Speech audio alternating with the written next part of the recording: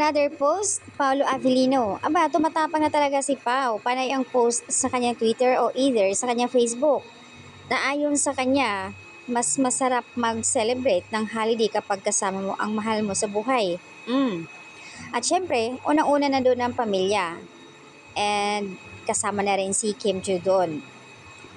Nakakatuwa naman si Pau. As in, ang tapang na niya pag nag-post kung dati medyo hindi siya komportable mag-post.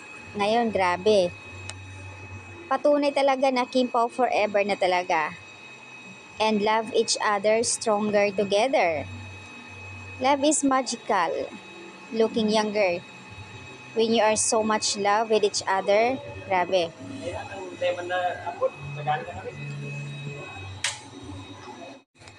Sa post naman ni Kim sa kanyang IG kung saan ipinost ang ganap nila sa Chowking, ayan, may mga post pala sila na as in nakakilig talaga.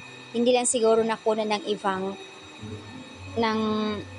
mga netizen sa pag-post. Kaya kanina sa post ni Kim, ang daming mga sweet moments pala doon. Wala lang, masaya silang dalawa as in patibay na patibay ang kanilang relasyon. Kaya thank you so much Chowking PH dahil kasama na napabilang na si Pau dito sa Chowking bilang endorser. Hindi lang una yung sa Hyundai Car, Motor Philippines at this time sa Chowking. Sana may next pa. Sobrang cute talaga nilang dalawa. Pero mas dito ako natutuwa sa mga post ni Pau sa kanyang page na nakakatuwa. Pero more on about Kim, kilig, and minsan nagiging funny. Siyempre, kaya naman tinadtad ng mga pag-i-engage.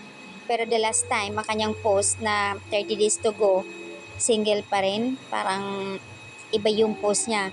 Abang, walang nagbigay reaction doon. Parang hindi nila nagustuhan ang post ni Pao.